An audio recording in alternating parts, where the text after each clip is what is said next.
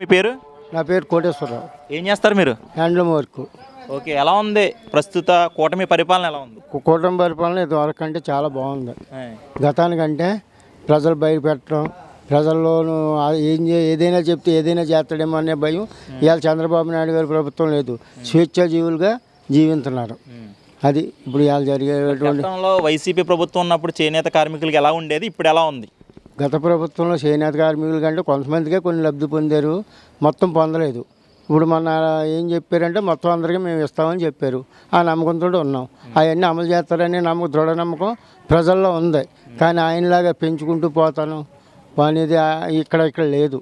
ఉన్నదే ఆయన చేస్తాడనే నమ్మకం పూర్తిగా ఉంది ప్రజల్లోనూ. ఇప్పుడు ఎలా ఉందంటే గతంతో పోల్చుకుంటే అభివృద్ధి పరంగా ఎలా ఉంది? రోడ్ల విషయాలు ఎలా ఉన్నాయండి? వ్యవసాయ రంగం, విద్యారంగం, వైద్య రంగం అన్నీ ఎలా ఉన్నాయి? గతానికి ఇప్పటికైనా మార్పులేని వచ్చినాయి? మార్పులు ఉన్నాయండి. ఇప్పుడు రోడ్లు వెడల్పు చేస్తున్నారు.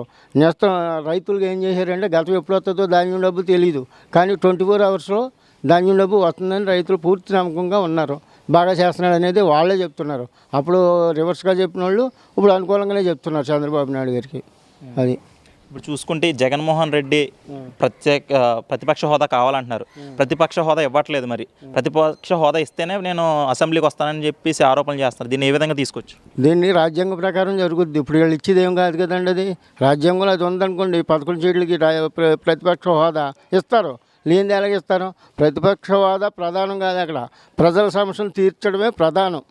అది అంశంగా ఆయన పెట్టుకుని ప్రజల్లో పోరాటం చేస్తే అప్పుడు ప్రతిపక్షాన్ని కూడా ఎక్కడేం లోటు ఉన్నదో వాళ్ళు సరి చేసుకుని ప్రజల అభివృద్ధి చేస్తారు. ప్రజల అభివృద్ధి కావాలా, ప్రతిపక్షం కావాలనేది కాదు. ప్రజల అభివృద్ధే ఆయన జయంగా పెట్టుకుంటే ఆయన ఏంటో కొంచెం గుర్తింటారు. కానీ ఇది ప్రతిపక్షం కోసం ఆయన పోరాడుతూ ఉంటే ప్రజల సమస్య ఏం తీరుతాడు ఆయన? చెప్పండి. ప్రజల సమస్యల కోసం మరి జనాల్లోకి వచ్చి పరిష్కారాలు చేస్తారంటారా జగన్మోహన్ రెడ్డి? వాళ్ళు పరిష్కారం చేయకముందే వీళ్ళు చేస్తారు. ఇంకా ఆయన ఏం చేస్తాడో? రోడ్లు వెడల్పు చేసాడా? రైతులకు డబ్బులు ఇచ్చాడా?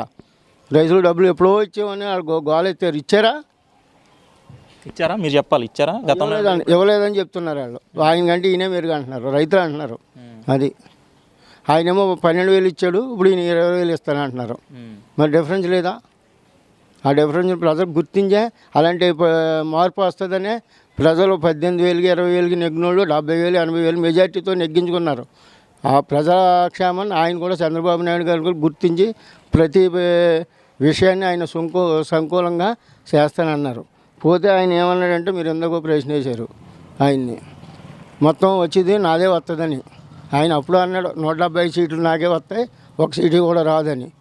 ఇక ఆయన ఊహాగానం తప్ప జరిగింది ఏం జరిగిందో ప్రజలు చూశారు, ప్రజలు చేశారు కూడాను. మీకు తెలియదేమీ కాదు ఇది. అది అసెంబ్లీ ప్రజల పరిష్కారాలు, వాళ్ళ సమస్యల పరిష్కారాలకే పనిచేస్తుందంటారా, లేకపోతే గొడవలతో సాగుతుందంటారా? ప్రస్తుతం జరగదండి. గొడవలు అంటూ రావు. ప్రజలకే సమస్య పరిష్కారం అయినప్పుడు గొడవ రాదు. అది ఖచ్చితంగా చంద్రబాబు నాయుడు గారు, మన పవన్ కళ్యాణ్ గారు అవన్నీ తీర్తారు. ఇప్పటికే చాలా వరకు ప్రజల్లో మంచి భావన ఉన్నది, చెడు భావన ఏమీ కనిపించలేదు.